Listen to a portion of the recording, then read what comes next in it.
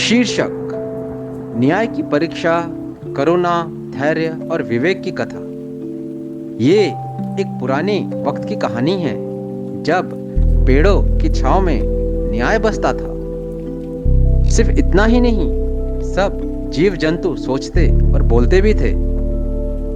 उसी जंगल के पास एक छोटा सा गांव था जिसमें एक साधारण किसान रहता था। एक बुद्धिमान सियार और एक अद्भुत नाग।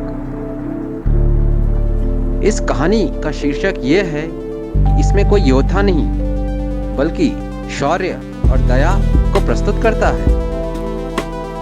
ये कहानी ये भी दर्शाती है कि जब संकट गहरी हो जाती है तो न्याय के लिए स्वयं भगवान प्रकट होते हैं।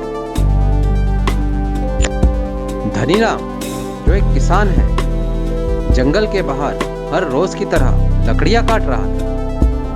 वहां पर एक सूखे कुएं से किसी के कराहने की आवाज आई। धनीराम ने कुएं में झुककर देखा।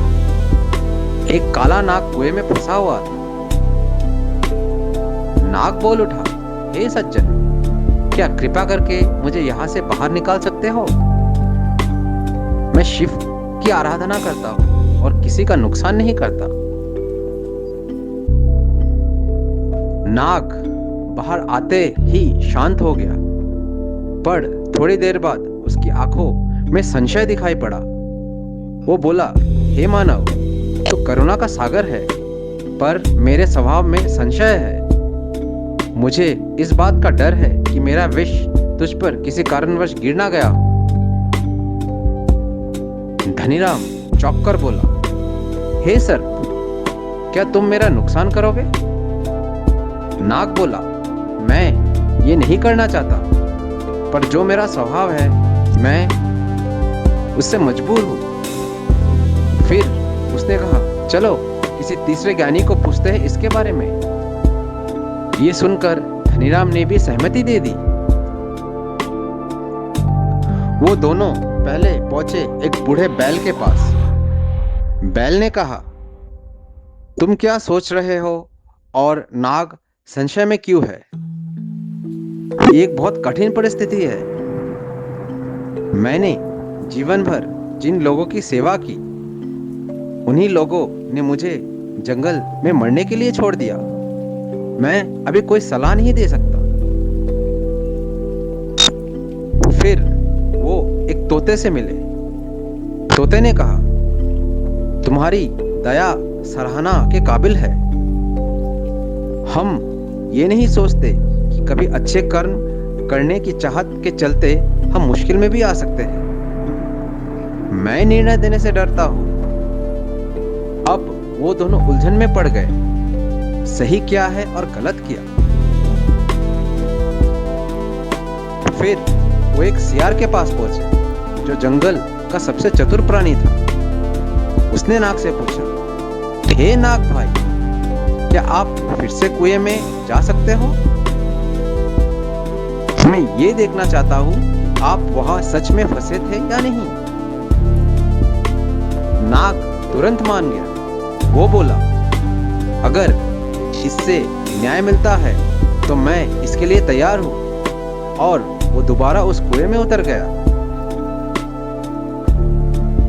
अब सियार ने मुस्कान दी और बोला, हे धनीराम, अब विचार तुम पर छोड़ता हूं। जो जीव अपने ऊपर नियंत्रण नहीं रख सकता, क्या तुम उसे मुक्त करना चाहोगे? धनीराम ने चुप्पी साध ली, कोई दंड नहीं दिया। यही उस समय की सबसे बड़ी सीख थी। तभी भगवान शिव का आगमन हुआ। आकाश मार्ग से एक दिव्य प्रकाश उतरा। सारे वातावरण में डमरू की आवाज सुनाई देने लगी। उनकी तीसरी आंख से पूरी जंगल में उजाले की एक लहर दौड़ गई।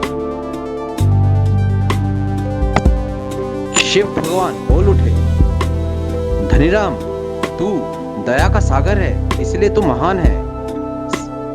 सियार, तूने अपनी चतुराई से धर्म की रक्षा की है। नाग, तू अपने भय में अंधकार में जा रहा है। तू एक शिव भक्त है, पर फिर भी अपने स्वभाव पर नियंत्रण नहीं रख पाया।